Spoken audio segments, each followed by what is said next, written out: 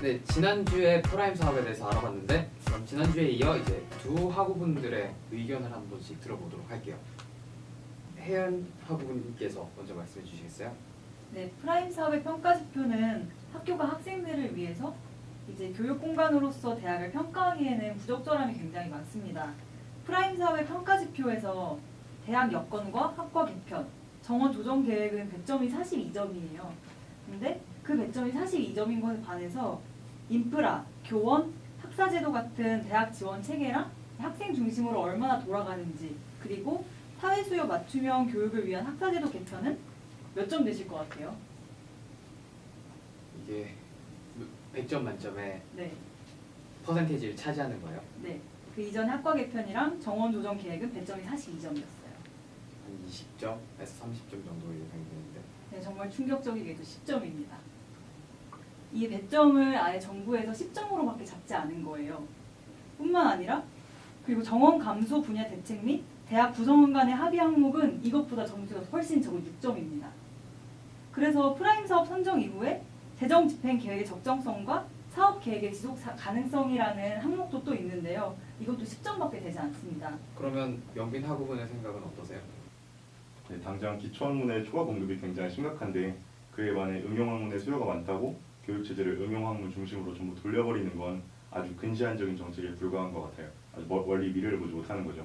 기초학문이 흔들리면 응용학문이나 산업연계형 학문 모두 다 휘청거리는 게 당연한 건데 그렇죠. 순수과학이나 수학의 기초를 두는 공학만 봐도 알 수 있듯이 좀 그런 것 같아요.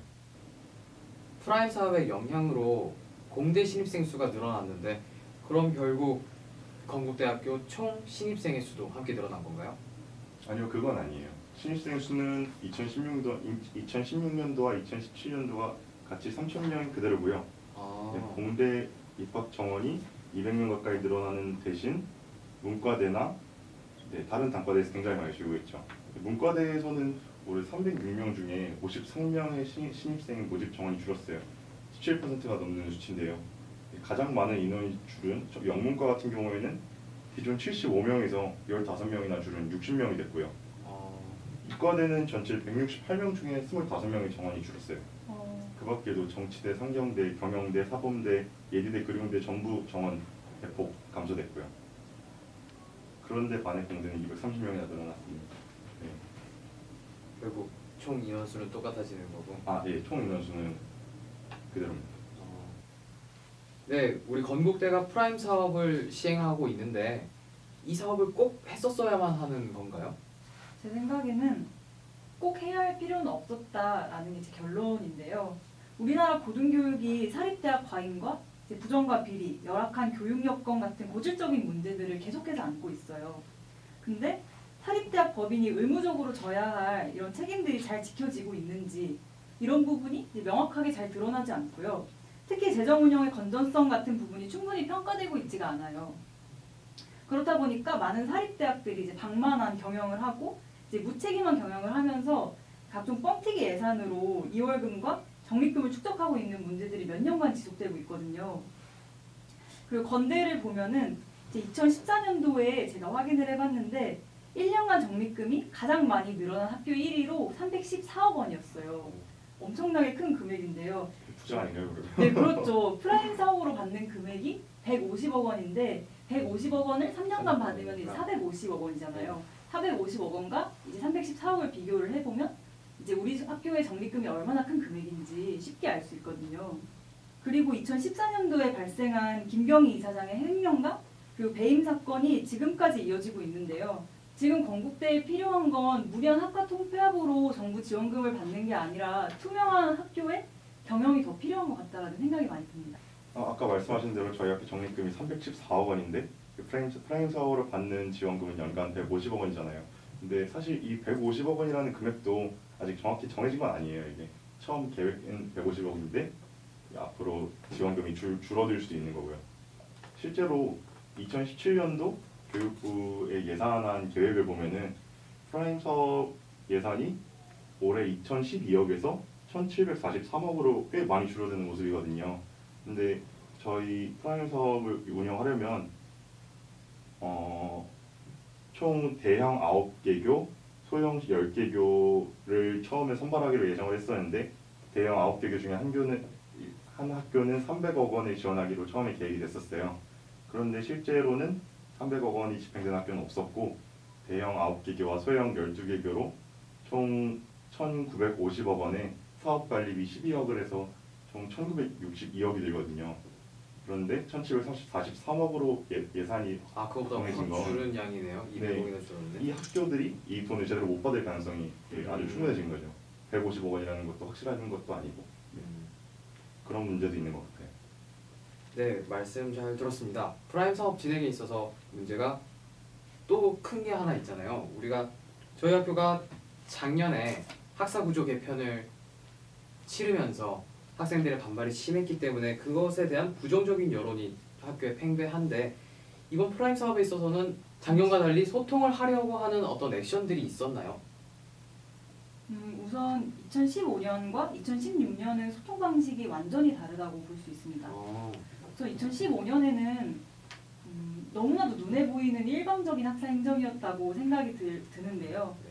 그에 반해 이제 2016년도에는 방학 동안 프라임 사업 간담회도 진행을 했죠.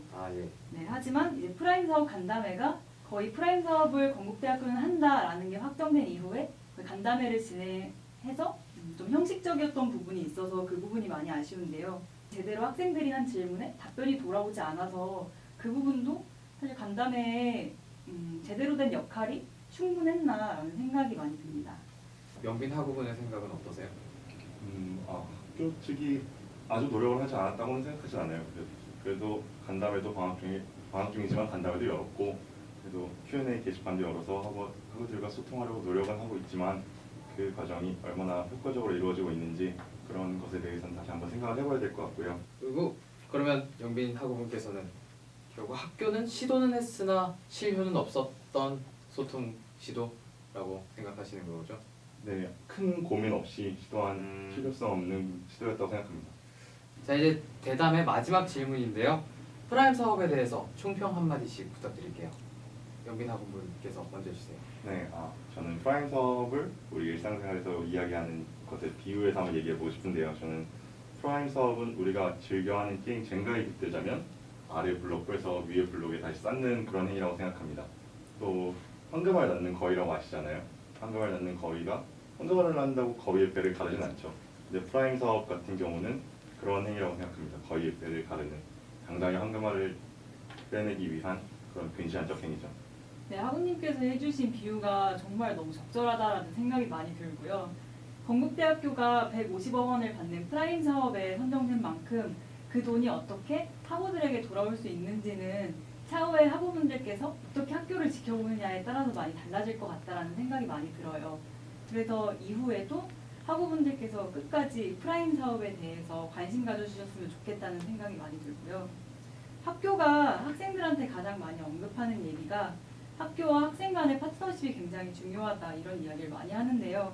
파트너십이라는 게 어느 한쪽에게만 양해를 구하는 게 아니라 이제 두 입장에서 함께 논의하고 결정하는 것이라는 걸 학교가 잘 알아줬으면 좋겠습니다. 네, 지금까지 두 학우분들의 의견 잘 들어봤는데요. 그럼 여기서 대담 첫 시간 마무리하겠습니다. 오늘 참여해주신 이혜연, 신영빈 학우님께 정말 감사의 말씀을 드리고요. 대학생들의 담큰 대화, 대담은 사회문제에 관심 있는 건국인이라면 언제든지 환영합니다. ABS 페이스북 페이지를 통한 많은 참여 부탁드립니다. 시청해주신 여러분 고맙습니다.